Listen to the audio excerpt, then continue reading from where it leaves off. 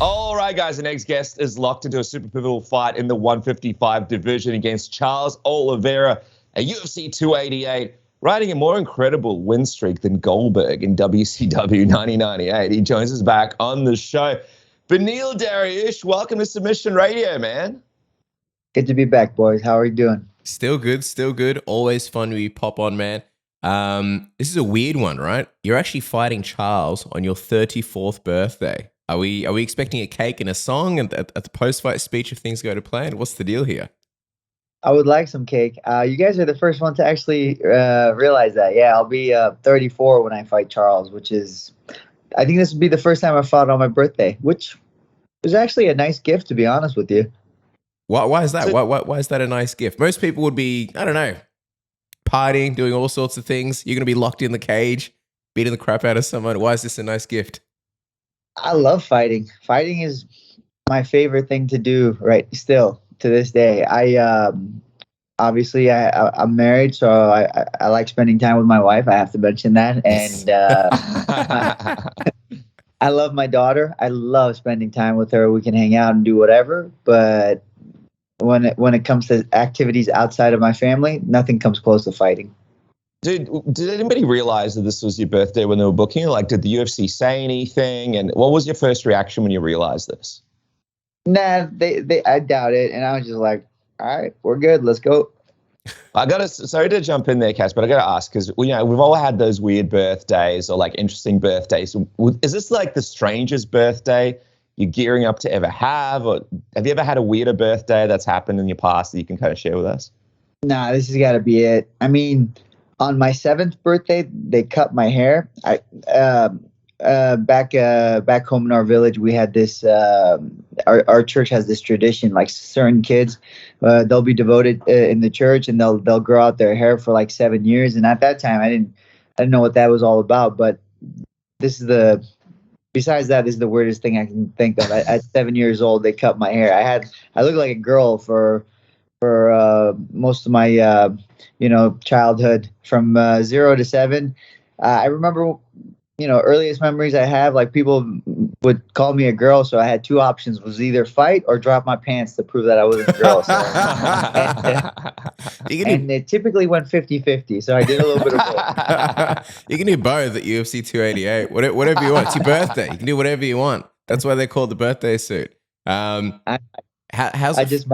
How's it feel, by the way, that it's official, man? You've been wanting this fight for so long. We've been wanting this fight for so long. This is a group effort, Beneil. How's it feel to have it official, man? Bro, it's awesome. Like I said, I really wanted this fight to happen 2 weeks ago. Was it 2 weeks ago or 3 weeks ago when John Jones fought? Whatever. I was hoping to be on that same card. And the reason why is my wife is currently she looks like she's I'm not gonna say anything. Let's just say she's pregnant. That's the last time. You didn't learn, Beneil. You didn't learn. She's due any minute. Her due date I think is Friday, but we still haven't had the baby. So I was hoping to have the fight come March 4th, so that way I can hang out with my daughter and just chill and relax. But things didn't quite go that way, and now I'm stuck fighting May 6th. And once my daughter comes, I want to spend time with her, which shouldn't really be a problem because I go into training mode, and then afterwards I'm back to dad mode.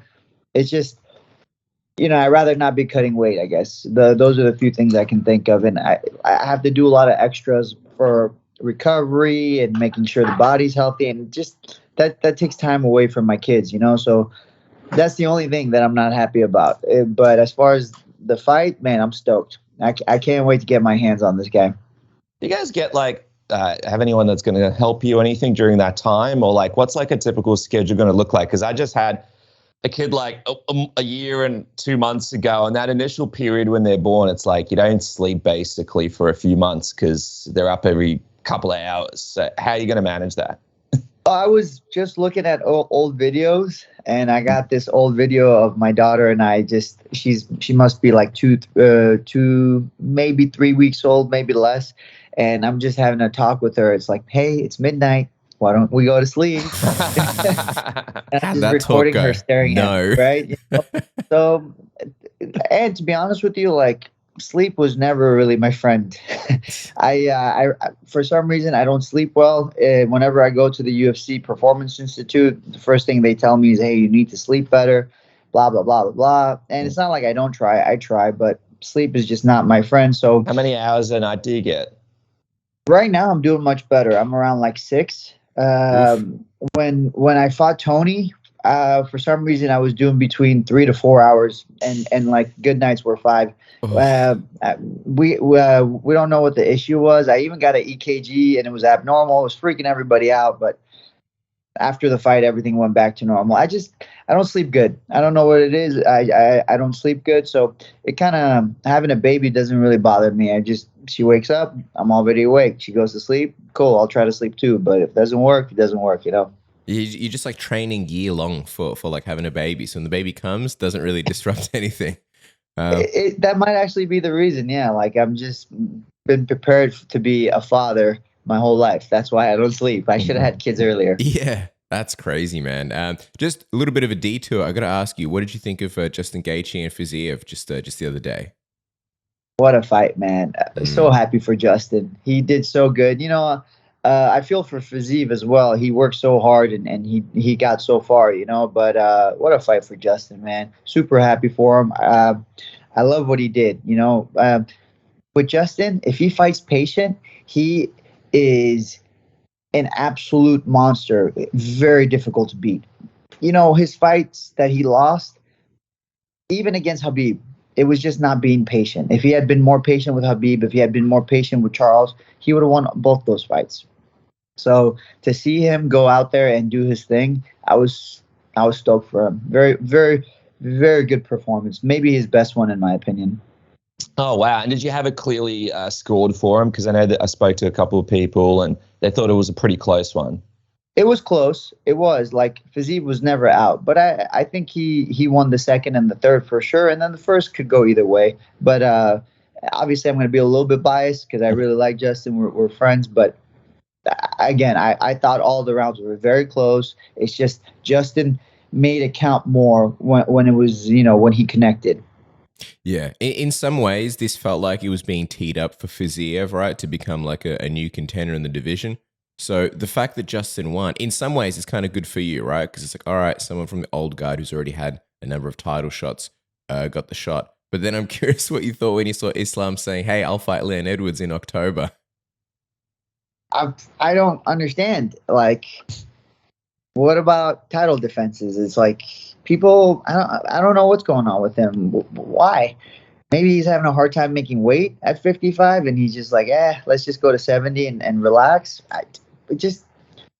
Honestly, I don't get it, but I think he needs to focus on his division. There's a lot of good fighters in his division. Maybe, in my opinion, the best division. So I don't know why he's trying to run off to other divisions. Yeah, I mean, we're talking to one of those fighters right now. I was going to say, was it frustrating at all? Because obviously you've been after this title shot for like the longest time. And I feel like now... go on. Someone showed that to me and I just rolled my eyes. I was like, guys, get this out of my face. It was very frustrating at that moment. And I don't know what goes through these guys' mind. But, I get it. Like, you work so hard to get this belt. Now you don't want to risk it and lose it, right? Yeah, he went to Australia. He did his thing. Almost lost the belt, right? The fight was very close. And now he's thinking to himself, maybe I'll put myself in Volkanovski's shoes and not risk my belt and go fight for another belt. I get the mindset. You have a big reward and less risk. But this is not how you keep divisions active. This is not how you make sure, the divisions are doing what they need to be doing. And like, at the rate these title fights are happening, man, I feel like it's going to take forever to get the new guys in. There's all these guys waiting at the door, but like, this is the reason why we're not fighting. A lot of these guys are not fighting. Gamrot, Fiziev, these are good examples. Arman, like the reason why. And even what's his name? he did a great job, Jalen Turner. But these guys would be closer to the rankings if it wasn't for these slow title defenses. And just going back on that, like, how do you think a fight between him and Leon Edwards would even look if Islam fought him? I would I would assume a decision for Leon. I would go, yeah, for sure a decision, but Leon could possibly finish him. The issue is like Makhachev, from what I've noticed, he seems to have a strength advantage nearly in all of his fights, and he uses it really well, right? And in the few fights that he hasn't had it, for example, Arman Sarukian, for example, Volkanovski, he seems to really struggle when he doesn't have that strength advantage. So fighting a guy like Leon, okay, you're not cutting weight, I get it, but Leon can go 5 rounds. Leon can wrestle. Leon can get up, and Leon can stay accurate. I just don't think it's going to be a good fight for Makhachev. Just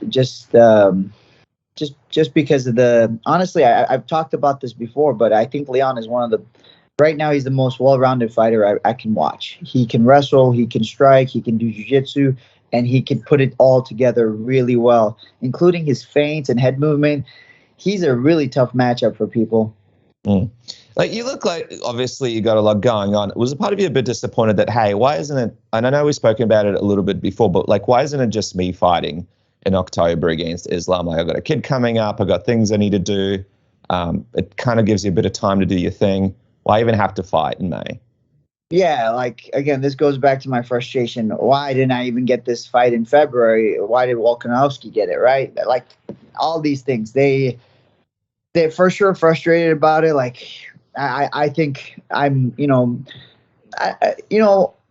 I think I deserve it, but then I'm like, well, maybe I'm being biased because it's, I'm thinking about myself. But then I look at, as far as media goes and fans go, and even other fighters, even they're saying it. So it just, it just what's the word I'm looking for? It just proves. It proves to me that I what I'm thinking is actually not biased, and it's actually the truth. So that's very frustrating. When I hear other fighters say, "Oh yeah, Dariush should already be fighting for the title," it makes me like, okay, so I'm not crazy. But yeah, I'm definitely frustrated about it. But they gave me Charles Oliveira, man. I'm not complaining. That's one of the best fighters in the world, and he's an exciting fighter, and he's a finisher, and he's dangerous, and he gets the blood going. You're definitely right. Like, a lot of fighters have spoken to us and just even randomly brought up your name and like, oh yeah, Beneil Dariush, or Dariush definitely deserves it, and things like that. So I feel like people are definitely getting behind you. If everything goes to plan in May, does October work for you? I mean, Abu Dhabi needs a main event, and that could be a great one. Yeah, as long as I'm not injured or whatever, we can go back to Abu Dhabi. I don't have a problem there. Abu Dhabi, Asia, whatever, Africa, wherever we go, I'd love to. If they're doing a card in Africa, I'll go to Africa. I'd love that. Now, we know you're a nice guy, but it's going to be your birthday, and if things go to plan, like, can we expect a bit of a sneaky, respectful call out to Islam in that octagon if you get this win over Charles, just to try to lock things in a little bit? Nah, bro, I worked so hard to win that fight. Why am I going to give my shine to him? I'm going to give my shine to the people who helped me win my fight. It's stupid. I find call-outs like, oh, please fight me or whatever. It's like, no, I know who helped me get to where I am. Why am I going to waste my energy basically taking the shine that's on me and giving it to someone else? Nah, I could care less. I've said it before and I'll say it again. I'm not begging for a title shot. If they want to just keep putting guys in front of me, then I'll just keep chopping heads off. Respect, man. Yeah, respect for sticking to your guns and continuing that mindset. Speaking of cutting things off, calling all men, it is time to mind your manholes with Manscaped. Everyone's aware by now that nose hairs are a super, super major turnoff. That's why Manscaped upgraded their brand new Weed Whacker 2.0 with improved blades and motor. You can feel the power of those nasty nose hair annihilation in the palm of your hands. The improved Weed Whacker can now be found in the Performance Package 4.0 for no additional cost. How good is that? You do your nose hairs and your ears hairs. Save money, attack those nose hairs and ear hairs by going to manscaped.com and using the code submission to get 20% off and free shipping. Isn't that right, Dennis? That's right, Cass. Get everything sorted thanks to our friends at Manscaped. Once again, that code submission for 20% off and free shipping now. Also, if you're browsing the internet and you're like, you know what, some of my subscriptions, they're costing me an arm and a leg. Maybe I can make it cheaper. Do what Dennis did. Get NordVPN. You want that NBA League Pass? Well, you don't want to pay NBA League Pass full prices, Aussie prices. You want to pay the cheap prices as they do in the Philippines or Malaysia or whatever you use. With one touch of a button, you can make your computer think you're in a different country, and bam, that sweet, sweet NBA League Pass is now a whole lot cheaper.